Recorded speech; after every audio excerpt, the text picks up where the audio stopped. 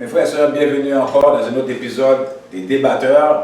Ce soir, on a un bon sujet, un sujet très chaud. Puis on espérait que le monde concerné serait venu. Peut-être qu'ils sont en retard, peut-être qu'ils vont venir plus tard.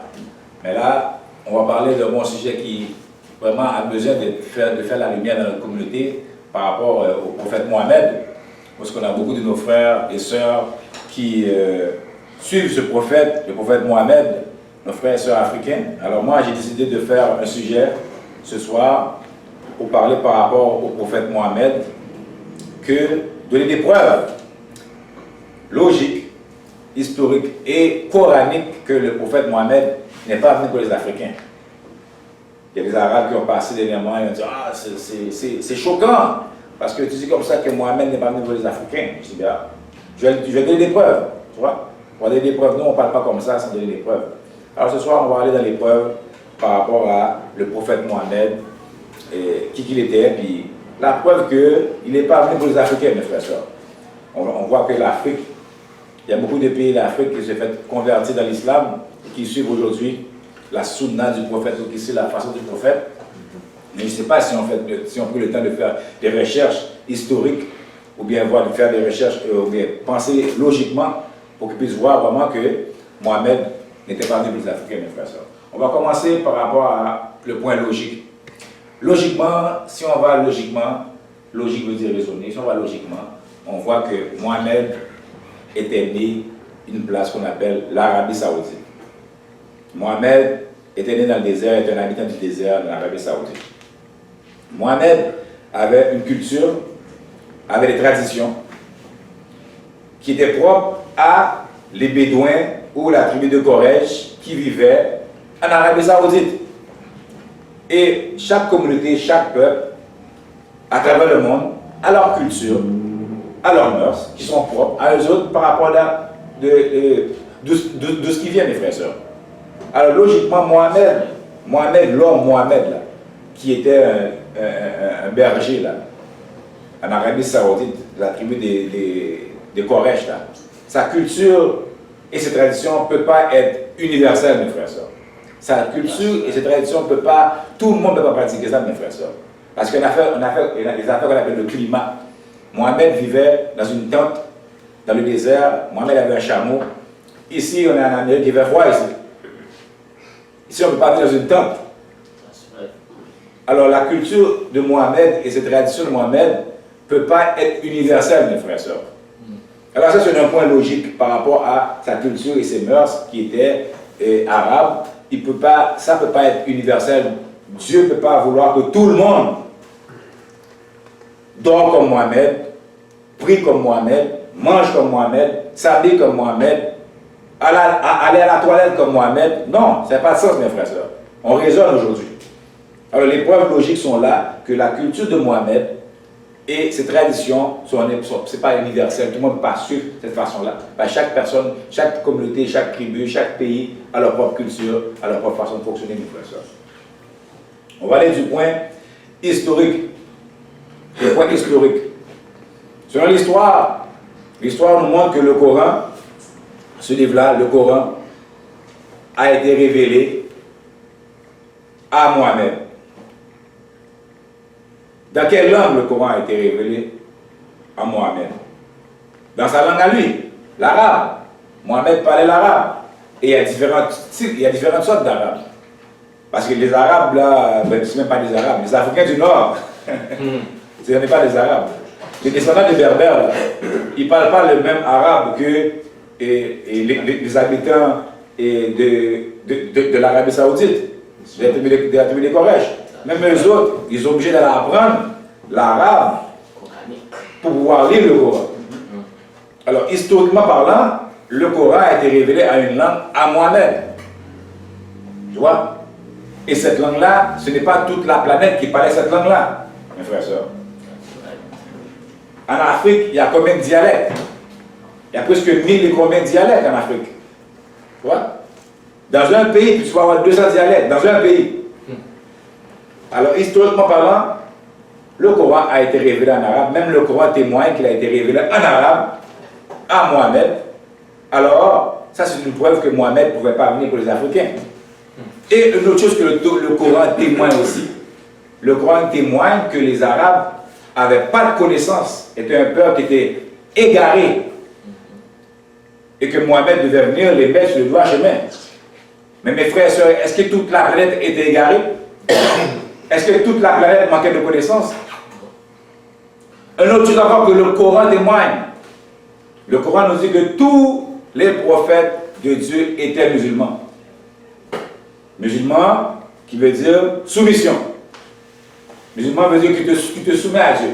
Le Coran nous dit que tous les prophètes étaient musulmans. Alors si tous les prophètes étaient musulmans, ça veut dire que l'islam existait avant Mohamed. Mohamed n'est pas le fondateur de l'islam. Le livre que lui a amené nous dit que les autres étaient musulmans. Alors si le livre que Mohamed a amené nous dit que les autres étaient musulmans, là on a une autre preuve encore que Mohamed ne pouvait pas amener pour les Africains ou pour toute la planète. Parce que l'islam était déjà en Afrique, avant Mohamed. Alors pourquoi Mohamed irait prêcher quelque chose que les Africains connaissent déjà, mes frères et sœurs? Puisque l'islam veut dire soumission. Musulman veut dire celui qui pratique la paix, l'islam veut dire soumission. Et la soumission, les Africains connaissaient ça déjà, mes frères et sœurs. Alors on a encore du point de vue historique, on a encore la preuve que le Coran nous dit que ça a été révélé en arabe. Le Coran nous dit que ceux qui étaient là avant Mohamed, les autres prophètes étaient musulmans. Et le Coran même parle des mêmes histoires que la Bible. Et la Bible était là avant le Coran.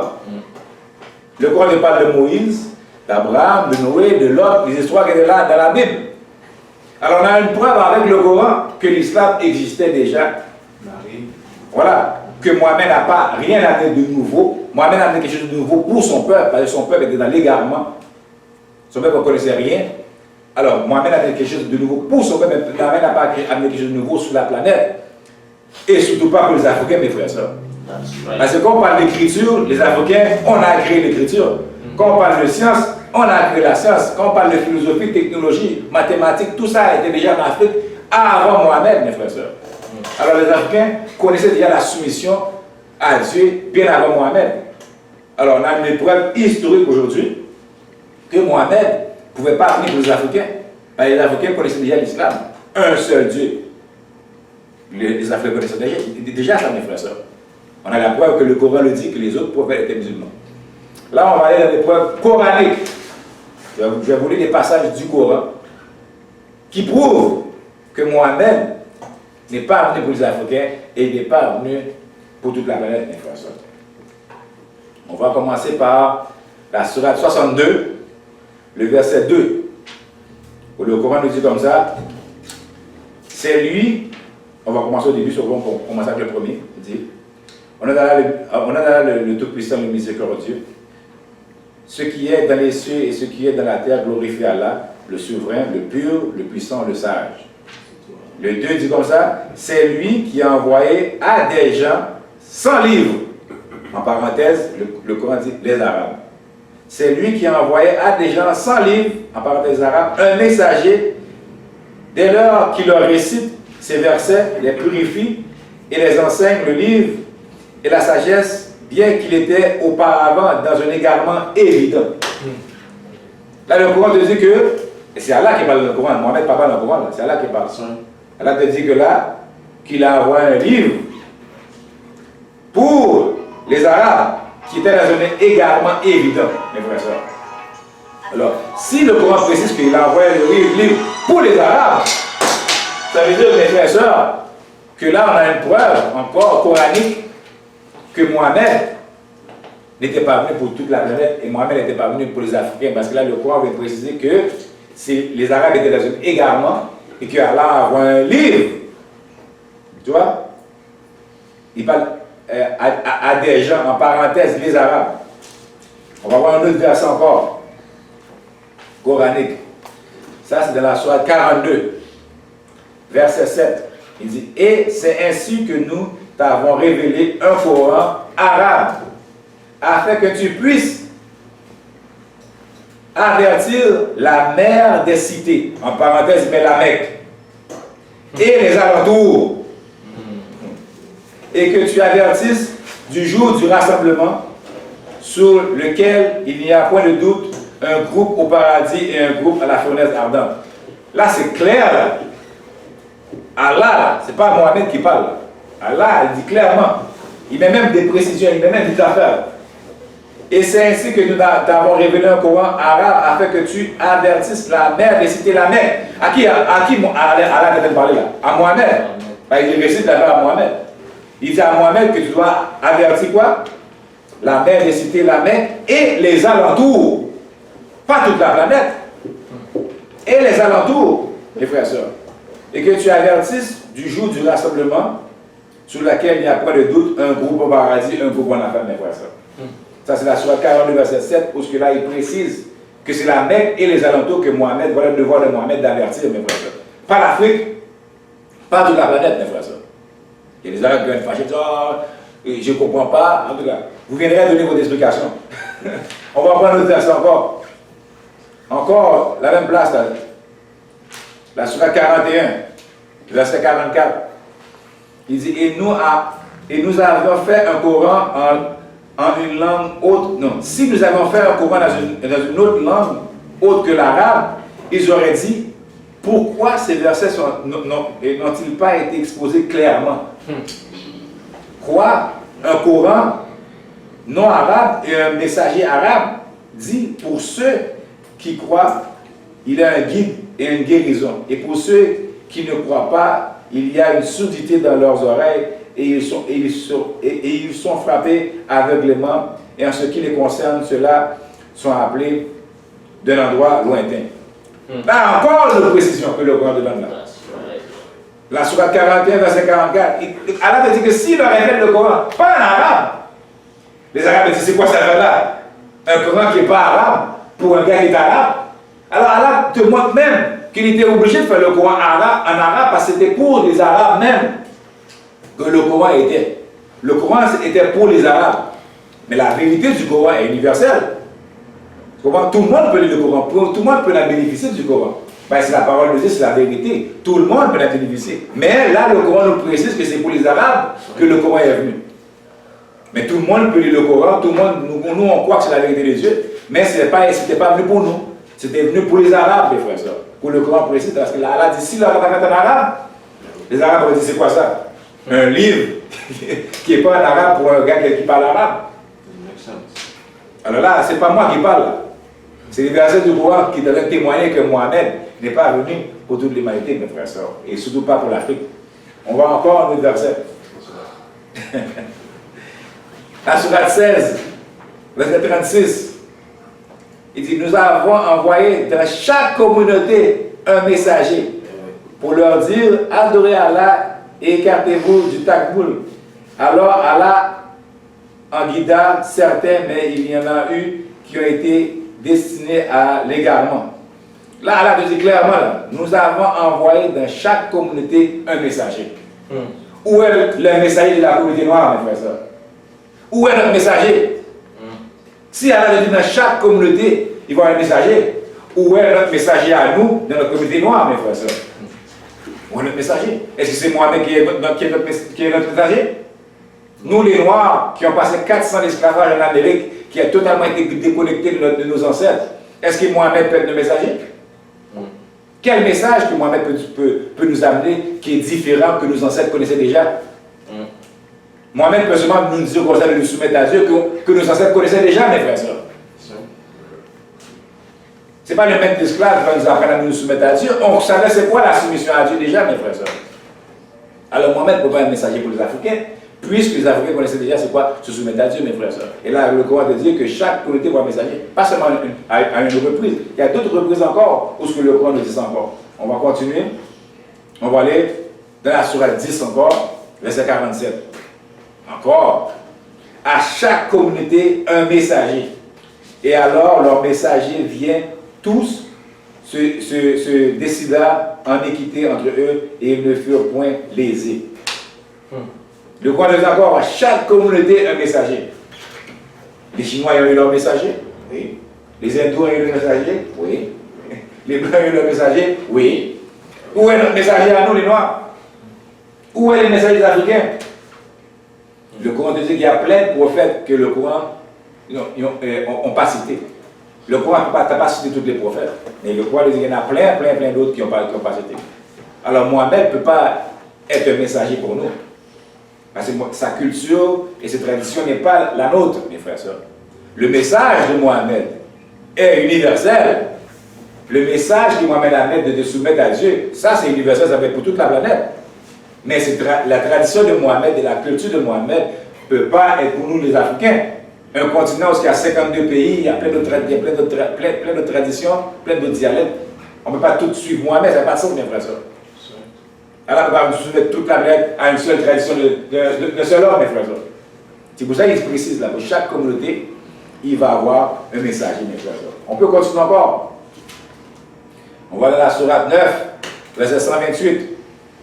Il dit, certes, un messager pris parmi vous, certes, un messager pris parmi vous est venu à vous auquel pèsent lourd les difficultés que vous subsistez, qui est plein de sollicitude pour vous, qui est compatissant et miséricordieux envers les croyants.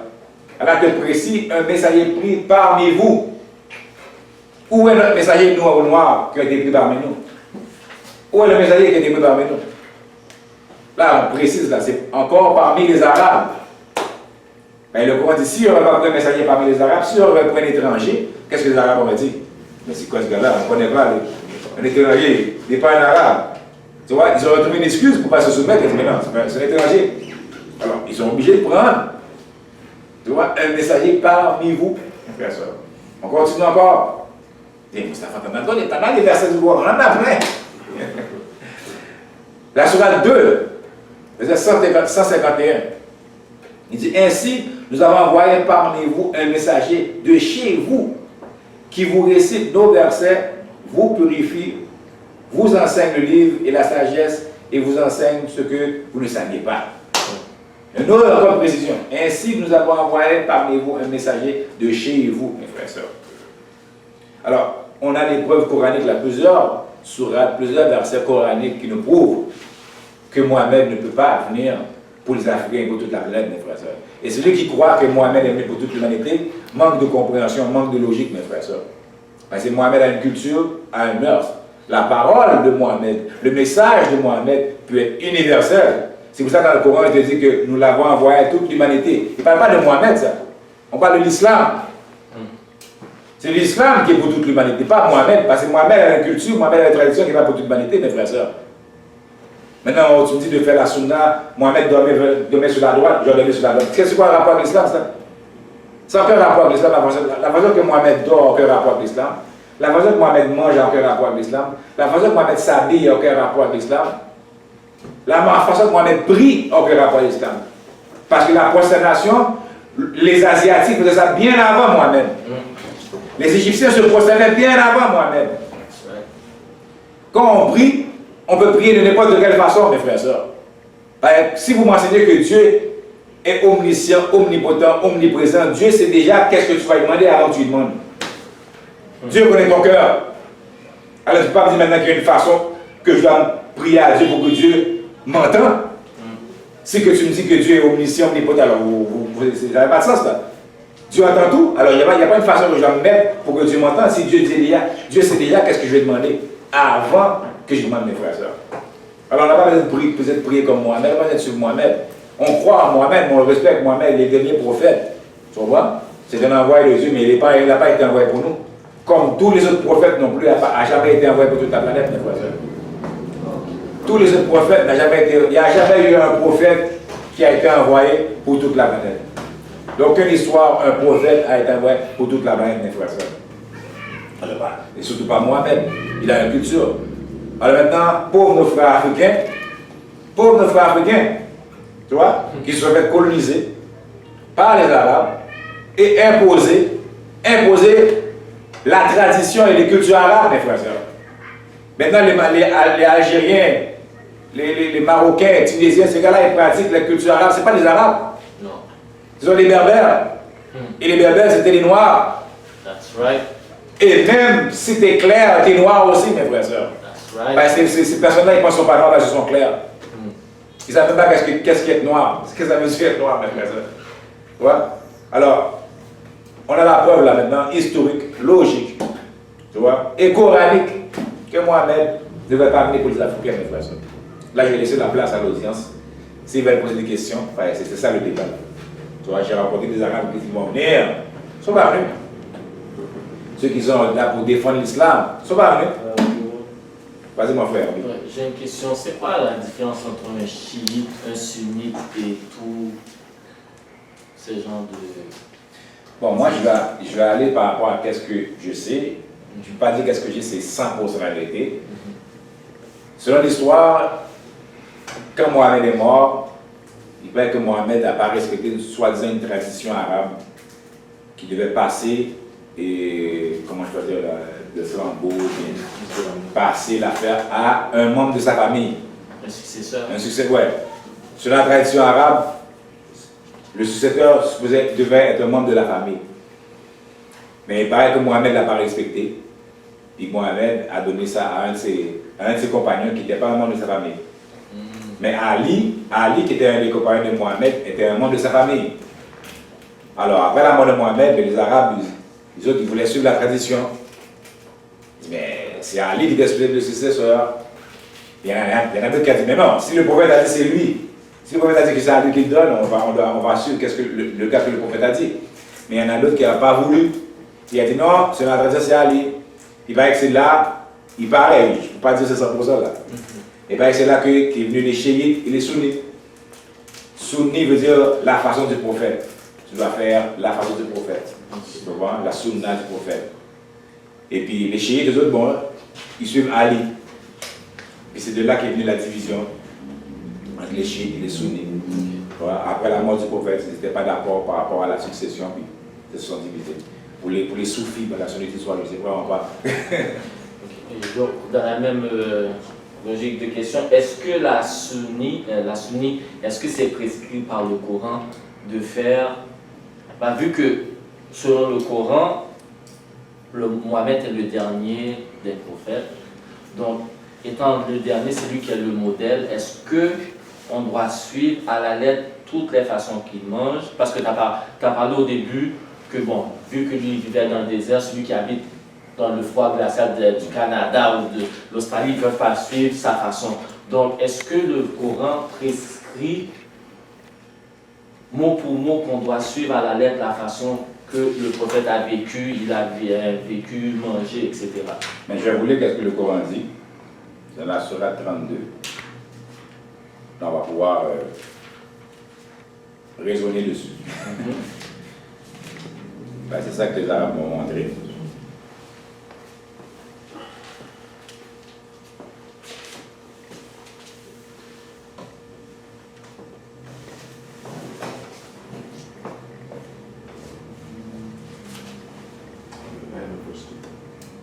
Non, c'est la Sourate 33. Excusez-moi.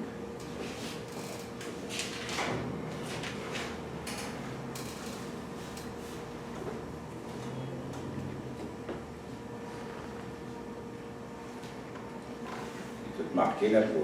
Je savais que cette question-là viendrait. Voilà. C'est la Sourate 33, verset 21. Il dit ça. En effet, vous avez dans le messager d'Allah un excellent modèle à suivre pour quiconque espère en Allah et au jour dernier et invoque Allah fréquemment. Il dit vous avez dans le messager d'Allah un excellent modèle à suivre. Là, on lit, ce n'est pas une obligation. C'est un excellent modèle à suivre. Tu vois? Mais quand on dit à suivre, parce que le Coran te dit aussi que tu dois, comment je veux dire, suivre Allah et le messager. Mais là, si le messager dit quelque chose, moi c'est la question que je me pose. Tu vois? Puis on ne m'a pas répondu. Si le messager dit quelque chose, mais que le Coran n'est pas mentionné, est-ce que je dois le faire? Puisqu'on m'a dit de suivre Allah et le messager. Tu vois? Mais là, le Coran c'est un excellent modèle à suivre. Ce n'est pas une obligation à suivre. Tu vois? Suivre dans... Quand on dit suivre, suivre dans quoi? Est-ce que c'est son mode de vie, sa façon de C'est ça, voilà. Tu vois pas? Mohamed, la façon qu'il dort, là, c'est quoi le rapport avec l'islam? Je vais dire dormir comme Mohamed dormait, pour être un bon musulman. Tu peux être infirme, tu peux pas dormir du côté. Exactement. Mohamed mangeait avec la main droite, mais moi si je suis gaucher, je ne suis pas obligé de manger avec la main droite pour être un bon musulman. Ça, c'est le formalisme. Tu vois? Alors, quand le Coran dit c'est un bon exemple à suivre, il faut raisonner par rapport à ça. Tu vois? Il te dit aussi que qu'est-ce que Allah veut, le messager le veut. Qu'est-ce que le messager veut, Allah le veut. Tu vois, le Coran dit ça, c'est les deux vont ensemble. Mais si Mohamed rapporte quelque chose, Mohamed fait quelque chose que le Coran ne précise pas, le Coran ne dit pas, est-ce que je dois le faire? Qu'est-ce qui est supérieur, Allah ou bien Mohamed? Allah. Selon qu'est-ce qu'on raisonne, c'est le Dieu, celui qui a envoyé Mohamed est supérieur à Mohamed. Alors si celui qui a envoyé à Mohamed dit quelque chose, puis que Mohamed, lui, ne dit pas, alors merci beaucoup Mohamed, qu'est-ce que celui qui t'a envoyé? Tu vois? Alors c'est comme ça qu'on devrait prendre la sunna. Tu vois? Pour moi, là, c'est un excellent modèle à suivre. Il n'y a aucune place marquée sur l'obligation à le suivre. Tu vois? C'est-à-dire que si on choisit de suivre, c'est pas mauvais. Exactement. Si on choisit de suivre, c'est pas mauvais. Et pour qui? À qui parle aux Arabes? Les Arabes étaient perdus. Des sauvages. Alors ils n'ont pas le choix de suivre Mohamed. Mohamed est celui qui doit montrer aux Arabes comment se soumettre à Dieu et comment faire la paix. Alors les Arabes n'ont pas le choix de suivre Mohamed. Tu vois? Parce que Mohamed était l'exemple, était la lumière pour les Arabes. Mais nous les Africains, on a-t-il besoin de suivre Mohamed? Qu'est-ce que Mohamed enseignait là, que les Arabes ne connaissaient pas? Nous on le connaissait déjà. On le connaissait déjà. Est-ce que je comprends bien? Est-ce que les Africains devaient attendre un messager? Moi, d'après moi, sont-ils en train d'attendre un messager? D'après l'histoire, je vois que les Africains ont eu plusieurs messagers. Moi, d'après l'histoire, je vois que toutes les religions viennent d'Afrique. Toutes les philosophies, toutes les croyances viennent d'Afrique. Qu'est-ce que Mohamed a reçu pour moi? Vient d'Afrique. On savait déjà. Vient d'Afrique. Mais les Arabes vont te dire que c'est un ange. Ils appellent l'ange Gabriel qui est venu et qui a enseigné. Mais l'ange Gabriel, c'était qui ça? Tu vois? On sait un ange veut dire messager. Le mot ange veut dire messager. Tu vois? Là, il faut qu'on soit réaliste. Là. On ne peut pas être à Hollywood, là. On ne peut pas être là, dans le Walt Disney. Est-ce que dans chaque continent, il va y avoir un messager ou c'est seulement autour dans l'Arabie Saoudite?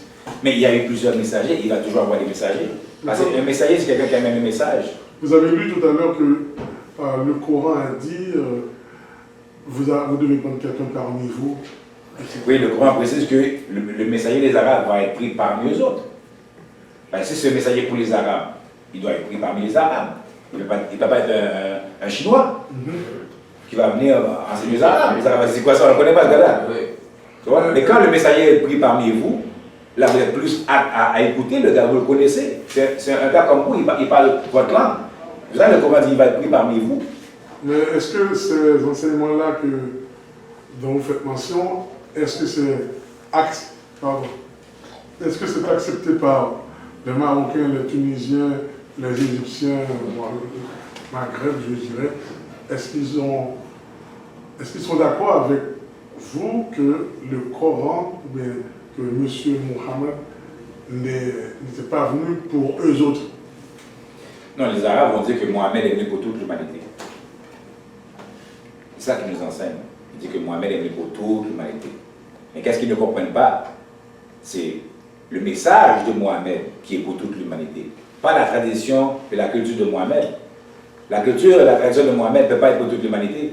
Ça n'a pas de sens. Mais eux autres, ils se basent seulement sur Mohamed est un prophète de Dieu. Et le Coran dit on l'a envoyé pour toute l'humanité. C'est même pas cité le nom de Mohamed. Alors eux autres l'interprètent comme ça. Ils disent que c'est le Mohamed qui parle qui était pour toute l'humanité. Mais c'est le message qui est pour toute l'humanité. Parce que le message de Mohamed existait déjà avant Mohamed.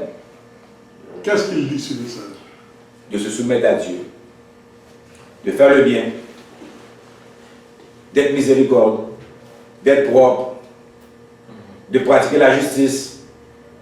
Et de donner la charité. Tout ça existait avant Mohamed. C'est ça l'islam.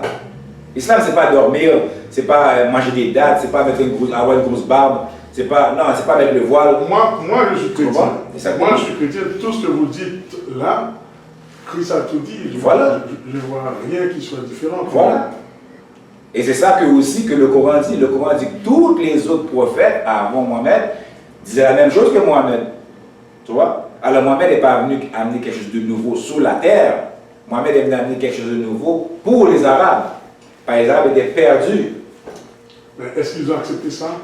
Les Arabes l'ont accepté, mais eux autres maintenant l'interprètent que Mohamed est venu pour toute l'humanité, qu'on doit suivre la façon de Mohamed. En parlant de la tradition et les mœurs de Mohamed. Tu vois? Et les Arabes qui te disent, oh, non, si tu ne manges pas comme Mohamed, ben, tu vois, tu n'es pas un vrai musulman. Mais même maintenant, entre eux autres, ils ont des divergences, ils ont des problèmes, parce que maintenant, il y en a d'autres qui commencent à témoigner que hey, ça a encore rapport à l'islam, ça. Il y a un arabe dernièrement sur Facebook qui fait parler à ce non, ça a encore rapport à l'islam. Avoir une barbe, avoir une jalabi, faire ci, ça a encore rapport à l'islam, c'est ça des traditions, ça. Mais il y en a encore d'autres qui continuent à nous dire que si tu ne fais pas de telle façon comme Mohamed, tu ne fais pas la sunna de Mohamed, la façon de Mohamed. On n'est pas obligé de faire la sunna de Mohamed, ça n'a pas de sens. Il y a plusieurs traditions, plusieurs façons sur la planète de vivre. Pourquoi que Dieu va imposer à toute l'humanité une seule façon? Tu vois? Comme je dis, moi je suis gaucher. Mais pour l'arabe, là, si tu manges avec la main gauche, c'est pas bon. Dieu t'a créé ainsi. C'est pas bon. Tu dois te forcer à manger avec la main droite. Oh là là. L'arabe te dit, si tu manges avec la main gauche, tu manges avec le diable. Oh là là. Manger avec la main droite, c'est manger avec Dieu. Mais c'est quoi cette affaire-là? Tu vois? Ça, tu vois son cœur. En vous, il y a une partie où réside le diable, la partie gauche, Tu vois? et la partie droite, C'est Dieu. Deux entités dans un seul corps. mon Dieu. Alors on voit que ça, là, c'est une mauvaise compréhension, là. Tu vois?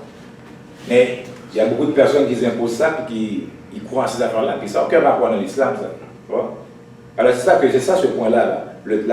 La tradition de Mohamed, la culture de Mohamed, n'a aucun rapport dans l'islam. On n'a pas besoin de suivre ça pour être musulman. Le message de Mohamed existait déjà. Mohamed n'a rien amené de nouveau sur la terre. Mohamed a amené quelque chose de nouveau pour les Arabes. Mais ce que vous avez dit, Moustapha, que les Africains savaient ça déjà, qu'est-ce qu'ils savaient déjà? Les Africains savaient c'est quoi la justice. Les Africains savaient c'est quoi la propreté. Les Africains savaient c'est quoi la charité. Tu vois? La miséricorde, les Africains connaissaient ça déjà. La soumission à Dieu, les Africains connaissaient ça déjà, mes frères et sœurs. Tu vois? Puisque c'est en Afrique qu'ils ont été puisés pour faire la religion. Alors les Africains connaissaient déjà. Ça c'est l'islam, ces choses-là. C'est ces choses-là qui sont l'islam. Les Africains connaissaient ça déjà. Tu vois? Les Arabes étaient un peu perdus dans le désert. Les Arabes vénéraient presque 400 dieux. Oui. Ils vénéraient même des roches. Oui. Alors c'était un peuple qui était perdu. Il devait avoir quelqu'un qui vient pour leur donner une guidance. Tu vois? Alors Mohamed est venu. Dieu a révélé le Coran à Mohamed pour pouvoir mettre les Arabes dans un bon chemin. Mais qu'est-ce que le Coran dit aujourd'hui? Même le Coran le dit, ça existait déjà. Que ce n'est pas quelque chose de nouveau, ça existait déjà puisque les autres prophètes le prêchaient aussi. Mais quand on a dit les autres prophètes, on a voulu faire allusion à qui? Ben, Abraham, Moïse, Lot est un prophète, Jésus est un prophète.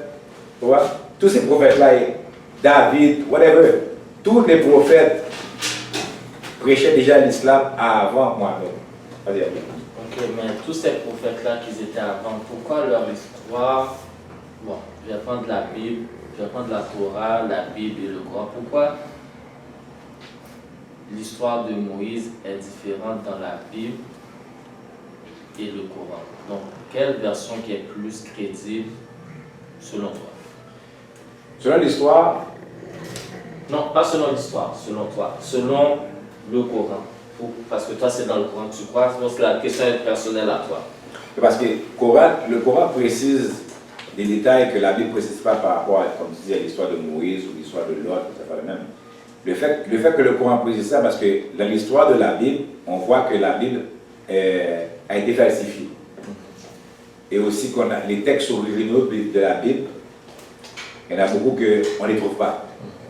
Alors c'est pour ça que le Coran devait venir préciser les histoires qui s'est passé de la Bible pour qu'on puisse avoir exactement les détails de ce qui s'est passé. Tu vois? Alors, le Coran, c'est un seul livre. Est-ce que la Bible, c'est presque 66 livres, 73 livres, plusieurs auteurs. Est-ce que le Coran, c'est un seul livre, puis le Coran, c'est préservé à l'oral. Parce que les Arabes l'ont appris à l'oral, puis à l'oral, c'est plus facile à préserver. Alors, qui fait qu'aujourd'hui, tu peux avoir une authentique Coran que la Bible, qui est le Nouveau Testament qui a été écrit ou les Apôtres écrits. Il y a beaucoup de choses qui se sont perdues, qui ont juste des copies. Tu vois? Alors, c'est pour ça que le Coran, quand tu vois que le Coran parle que, on va dire Jonas, la Bible te dit que Jonas est arrêté dans un ventre de poisson. Tu vois? Pendant 3 jours et 3 nuits. Le Coran dit non. Le Coran dit que le poisson, après Jonas, il allait sur la plage. Non, mais il y a un détail aussi qui n'est pas dit. C'est-à-dire dire que je vous ai vu traverser le pont et dire à quelqu'un qui nous dit que je l'ai vu nager pour traverser. C'est une traversée quand même. Oui, c'est une traversée quand même, mais c'est quand même des détails qui sont importants. Non, c'est-à-dire les détails tuent. C'est-à-dire le gros, vous avez traversé. Oui, vous avez traversé le pont. Oui, mais avec Dieu. On n'a pas dit comment. Mais quand on parle de parole de Dieu, les détails comptent. Pas dans toutes les circonstances. Comment on parle de toutes les circonstances? Par exemple, quand. Tu as marché ou tu as nagé? Si je dois traverser, je traverse. Comment? À la nage ou à pied. C'est un détail qui est important. Je traverse. L'important, c'est que je sors d'ici pour aller là. La Bible dit que Jésus. Comment? La Bible dit que Jésus est ressuscité des morts. Le Coran dit que Jésus n'est pas mort. Bon, là, il faut faire un choix. Alors, ouais, vous voyez là? Non. Alors, c'est quoi là? Non, sois sérieux. C'est quoi là? Si la Bible a dit qu'il est ressuscité, le Coran a dit non. Le Coran est venu, je crois, quelques siècles après ça. Le Coran dit qu'il n'est pas mort. Jésus que Jésus n'est pas mort. Voilà. Jésus-Christ lui a dit qu'il était mort. Selon la Bible. Oui. Donc là, il y a un choix à faire. Alors, on voit que vraiment là, que hey, c'est pas les détails importants là. Non, il est mort. L'un a dit qu'il est mort, l'autre a dit qu'il n'est pas mort. Le personnage principal a dit qu'il était mort. C'est dans l'Apocalypse. Oui. Qui a écrit le livre de l'Apocalypse? Si on rentre dans qui a écrit, on va trouver. Mais voilà. Non, mais c'est pour ça que le Coran le livre d'Apocalypse. Qui a dit qu'il n'est pas ressuscité? Le Coran? Non. Qui a écrit le Coran? Le Coran, c'est les compagnons du prophète qui l'ont écrit. Voilà, c'est ça. C'est là que je dis, si on tombe là, on va tomber dans un autre. Oui, mais là, le gros. Non, mais regarde, Gérald, on peut pas. Il y en a un qui est plus crédible que l'autre. Oh! Oui. Parce que si tu viens avec un livre, que l'original n'existe plus, qu'on ne sait même pas qui est l'auteur. Qui a été écrit des siècles. Tu comprends? Là, tu viens avec un autre livre, que là, maintenant, l'original existe. C'est dans tout le Coran, la version arabe est là. Tu as essayé d'apprendre à lire l'arabe et tu vas lire exactement comme ça. Alors, il y en a un qui est plus crédible que l'autre. Non, c'est pas ça qui va être plus crédible. Je peux choisir tout en conservant l'originalité et puis. Mais l'originalité de la Bible n'existe pas. Non. Si on aurait pu aller dans l'originalité de la Bible, dans les textes hébreux, pour voir vraiment qu'est-ce qui s'est passé, on aurait dit ok, mais on ne peut pas le faire. Bon, ça on sait. On ne peut pas le faire. Ça on sait. Si c'est pas l'originalité qui prouve la véracité. On est d'accord avec ça? Non. Non, soyons sérieux. Non. Si on fait, comment dire, si on veut être égaux à nous-mêmes, il faut le dire, parce que c'est original, automatiquement, ça n'implique pas forcément une véracité. Et l'authenticité, on en fait quoi? L'authenticité, c'est une autre histoire. Mais je suis sûr, pas parce que c'est original, que c'est vrai. Oui, mais c'est plus crédible. C'est plus crédible. Si que tu dis que tu suis un livre que c'est la parole de Dieu, et là tu as l'original, l'original. Je vais être plus crédible que si tu viens m'amener une copie. Je dis, mais là, tu me dis que c'est la parole, mais c'est une copie que tu as là. La copie, c'est quand tu regardes et tu écris. Exactement. Parce que l'original, tu l'as déjà. Voilà. Venez avec un acte de naissance original Ça ne veut pas dire que c'est votre âge. Soyons sérieux. C'est que ça n'est pas bon. Ah non.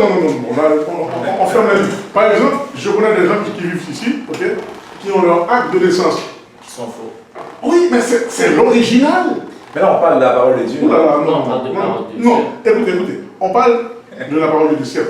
On parle d'original, on parle Alors, d'autres choses. Donc, ce qu'il faut retenir, c'est...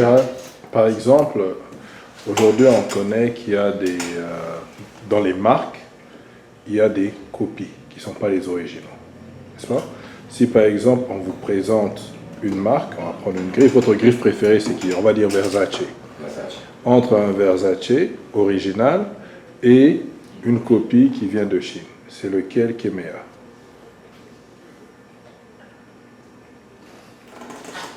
Si on me présente une copie Versace, vous avez dit? C'est une marque Versace, un original qui vient du magasin de Versace, et une copie qui a été faite, qui se ressemble. C'est lequel qui est meilleur? Je ne peux pas prouver qui est l'original. Vous le savez, vous le devez, on vous dit que ça vient du magasin et c'est eux qui vous le donnent. Vous avez Et affaire on dit avec que l'humain. cela, c'est le copie. Vous avez affaire avec l'humain. Vous avez affaire avec l'humain. J'ai déjà regardé un documentaire où il y avait un petit gars qui faisait d'authentiques billets de 100 $. D'authentiques, de vrais. Les motards l'achetaient de lui quand il leur donnait 100 000. C'était à 50 000, à moitié prix. D'authentique. C'est pourquoi c'était authentique? C'était vrai. Comment c'était vrai? C'est-à-dire, écoutez. Ça ressemblait au vrai. Écoutez.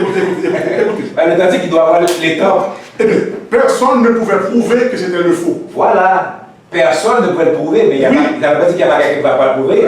En tout cas, le documentaire l'a très clairement dit. Le type disait, j'ai eu tout ce que je voulais dans la vie. Oui. Tout ce qu'il voulait. C'est ça. Il n'a rien désiré. Mais ce n'était pas l'authentique, c'est à cause qu'il y avait personne qui pouvait prouver que c'était l'authentique. Soyons sérieux. Le type, on pouvait même le prendre pour fabriquer de l'argent. Oui, de la fausse argent. Oui. On appelle ça de la fausse argent. Non. La fausse monnaie. C'est pas parce que il n'est pas dans votre camp que vous appelez son billet, que vous traitez son billet de faux.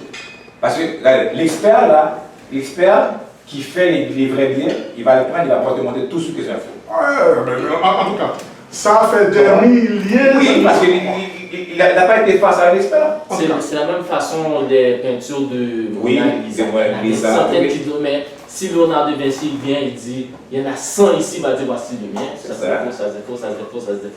C'est pas prouvé à 100%. Moi, j'ai déjà vu des gars qui ont falsifié, qui ont imité des affaires. C'est pour ça qu'on dit falsifié. C'est ça qu'on appelle Oui, l'imitation. quand on dit falsifié, ok? Mais ce n'est pas authentique. Non, quand on dit authentique, ça veut dire quoi?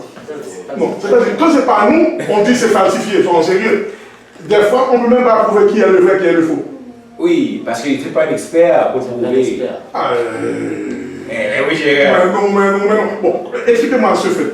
Un type qui avait 100 distanciations sociales. C'était vrai ou faux? Je t'en parle toi. La meilleure exemple, tu peux prendre. Regarde, il y a un gars qu'on appelle là, comment ça s'appelle encore là? Un criminel en Londres là. Jack Léventreur. Ils ne l'ont jamais trouvé. Ils ne l'ont jamais trouvé. Puis il faisait des meurtres, ils ne l'ont jamais trouvé. Parce que dans ce travail, il n'y a pas des experts de la criminologie. Mais aujourd'hui, là, tu fais un meurtre là. Même si que tu prépares ton meurtre là, bien planifié là, et les experts, ils vont venir là, juste dans l'angle, une goutte de sang, un petit cheveu, n'importe quel indice. Ils ont montré qu'ils ont pogné un docteur qui tue du monde par rapport à l'angle que le sang tombait. Pour prouver que c'était lui le coupable. Alors, maintenant, il y a des experts dans tout. Tu vois? Il y a des experts dans tout. Soyons sérieux. Ici, l'humain, vous n'êtes pas prêt à le cerner dans ses... Non, la perfection n'existe pas dans l'humain, mais il y a du monde qui sont des experts. Non, soyons sérieux.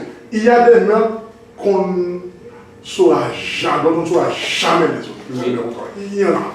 Ça, Quand tu dis jamais, expert ou pas, c'est du bluff. Quand tu dis jamais, ça veut dire que il faut donner la chance à tout le monde de venir. À moins que le type se désigne lui-même. Parce qu'il y a des maladies, il y a des chercheurs qui ont passé toute leur vie à essayer de chercher la solution de cette maladie-là qu'ils n'ont pas trouvée. Puis c'est quelqu'un d'autre qui l'a trouvée. Par hasard. Il y a quelqu'un d'autre qui a poursuivi son enquête, qui a posé sa recherche et qui l'a trouvé. Mais lui, il a passé toute sa vie à rien trouver. Mais comment c'est l'autre avec pour le trouver? C'est le détail trouvé, l'autre avec On va être d'accord sur le point. On va laisser tout le monde parler. On va être d'accord sur le point. Et je vais m'en aller avec ça. Ok. Donc, il y a des meurtres à travers ce monde dont on ne saura, on ne connaîtra jamais les auteurs. Qu'ils soient des experts, expérimentés, experts, ils sont le type est mort, point barre. On ne saura jamais qui l'a tué. Comment tu le sais? Comment tu le sais? Oui, peut-être toi, comment tu le sais? Tu l'as dit, mais comment tu le sais? Il y a des meurtres parce que quand on dit qu'il n'y a pas de crime parfait, d'après ce qu'est-ce qu'on dit. Non. Toi, tu crois à ça, mais comment tu Je vais le vous dire sais? une chose. Quand on dit qu'il y a des crimes, qu'il n'y a pas de crime parfait, vous croyez à cela? Non, il n'y a pas de crime parfait. Il n'y a pas de crime parfait. Non, il y a. Parce que la perfection n'existe pas dans le physique. Quand on dit qu'il n'y a pas de crime parfait, ça veut dire quoi? Ça veut dire dès que tu Tu te fais rattraper. Ça veut dire qu'on peut faire 20 ans, 30 ans, être sur un cas d'un crime, puis ça peut être 30 ans qu'on le trouve. Oh non, ce que vous n'avez pas découvert chez l'auteur qui parle, c'est quoi? C'est juste pour ne pas inciter les gens à tuer, ok? C'est-à-dire, quand je sais quand même on va me rattraper, on va me trouver, là je vais y penser deux fois. Mais le monde continue à se barrer, même si ça fait. Oui, non, alors, il y a des gens qu'on ne va jamais trouver, il y a des crimes qui sont... Mais il y a du monde qu'ils ont découvert le crime, mais le criminel était déjà mort. Alors, bon, raison de- Mais ils ont découvert quand même le crime. Oui, le crime, c'est... Mais le criminel était déjà mort. Voilà. Mais est-ce qu'on sait qui a tué le criminel déjà mort? Est-ce qu'on l'aurait découvert?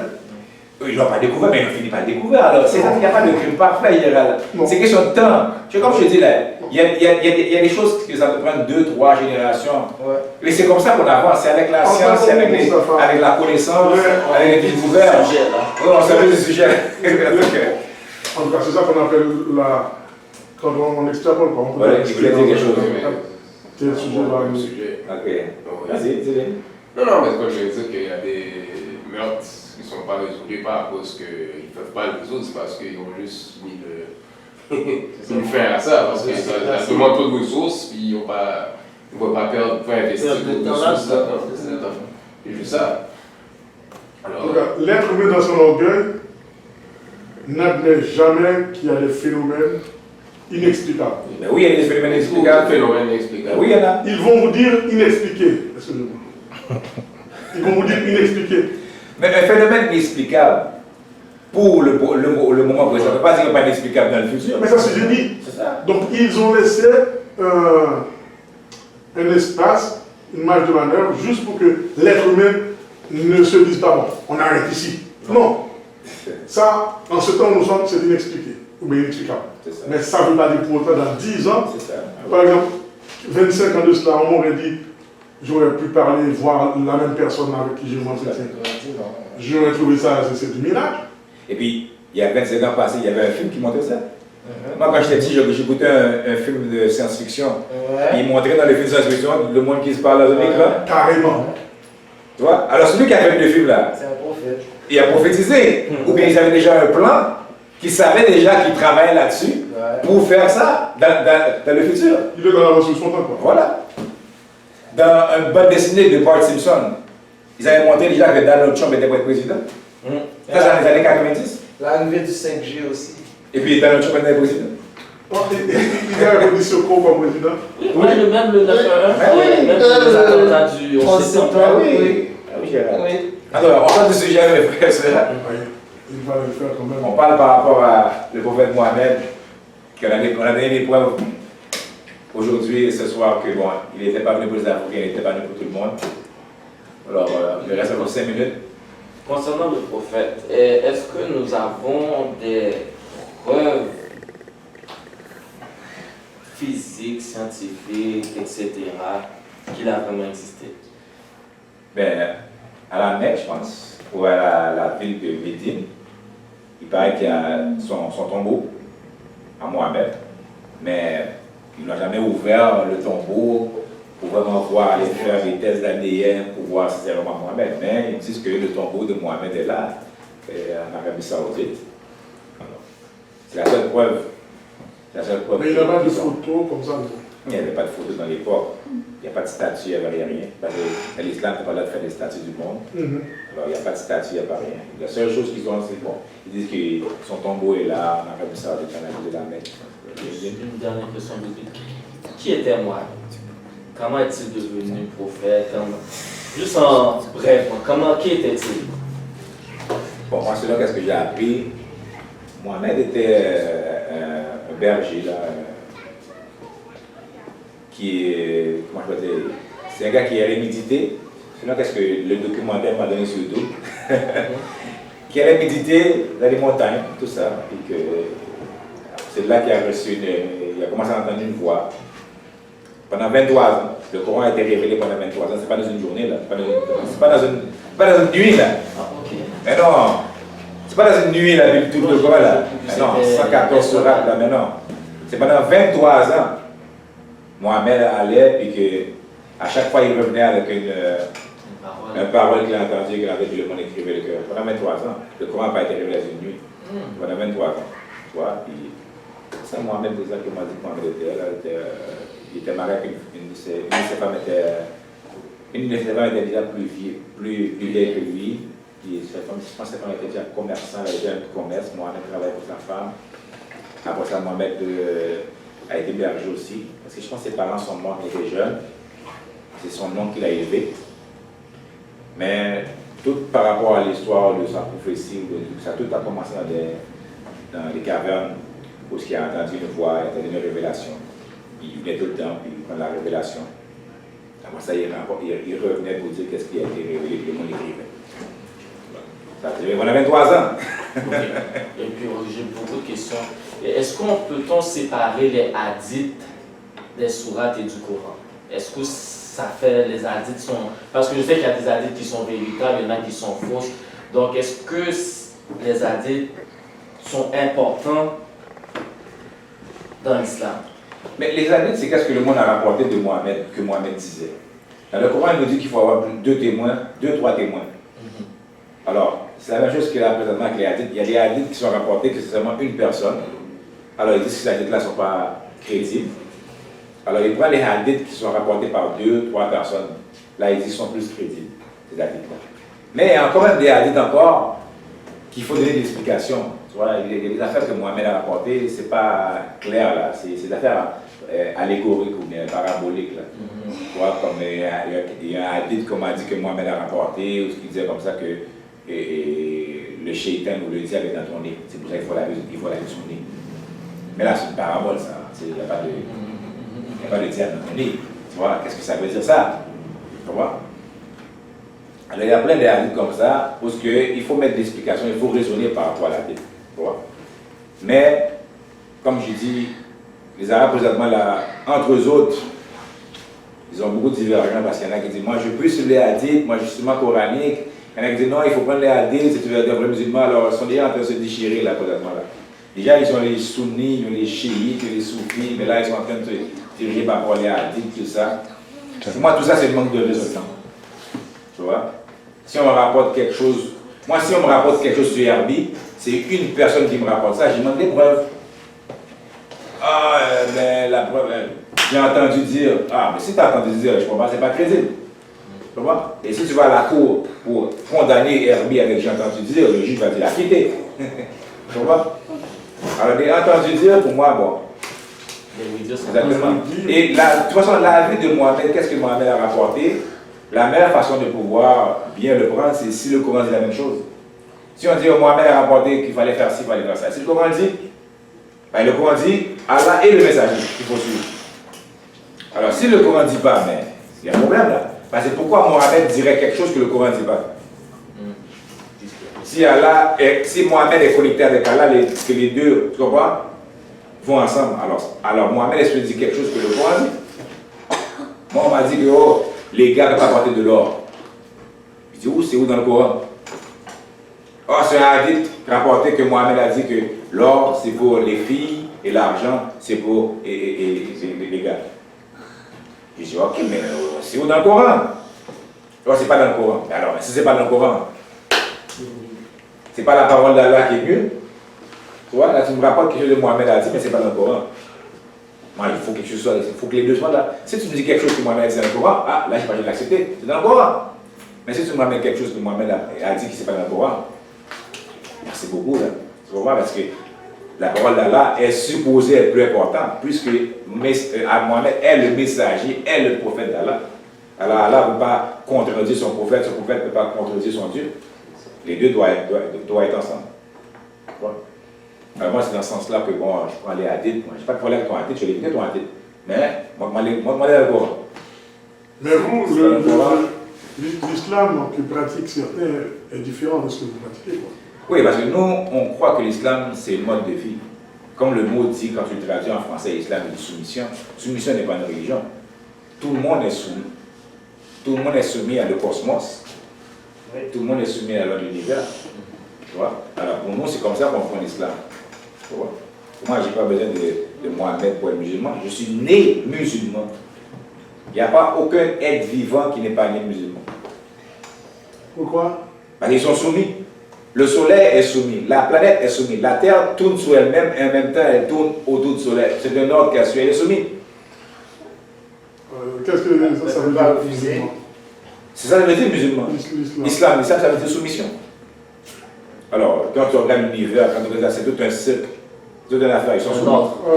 Je trouve ça un peu banal parce que si tout le monde, s'il y a un livre qui est écrit, qui enseigne ce que doivent faire les musulmans, alors quelqu'un qui n'a rien du livre et puis que tu déclares être musulman, c'est un choc quand même. Non, parce que le livre a été écrit pour quelqu'un. Le livre n'a pas été écrit pour toute la planète.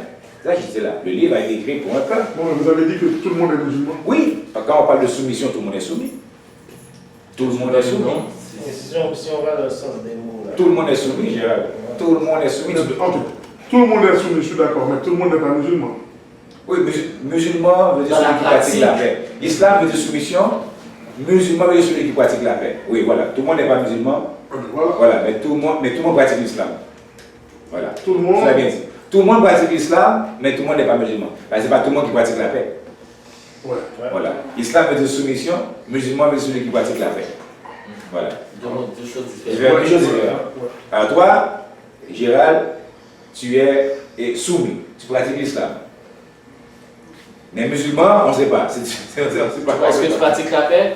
Voilà. Mais l'islam, tu le pratiques, tu es né dans l'islam parce que tu es soumis. Mais le Dieu que lui sert, c'est un Dieu de paix. Alors, tu es musulman. Jésus, plusieurs places dans la Bible, dit que je viens en paix. Alors, si tu suis Jésus, tu es musulman. Si tu veux suivre Jésus, tu es musulman. Mais il pratique la paix. Non, c'est l'inverse, c'est l'autre, parce que Christ est là. Oui, je n'ai pas dit que Christ n'était pas là avant, ça j'ai dit. Je n'ai pas dit que Christ n'était pas là, mais si tu Dans la définition, il y a. Non, parce que c'est des mots arabes. Quand tu traduis en français, islam, musulman. Islam, musulman. Islam, soumission, musulman, celui qui pratique la paix. N'importe qui peut se déclarer musulman alors. Oui, n'importe qui peut dire qu'il pratique la paix, mais tout le monde pratique l'islam. Tout le monde est islam parce que tout le monde est soumis. Ils sont soumis aux lois de la nature. L'arbre est soumis, l'oiseau est soumis. Ouais. Tu comprends? Tout le monde est soumis. C'est mieux comme ça parce que ça. Ça a une connotation religieuse quand.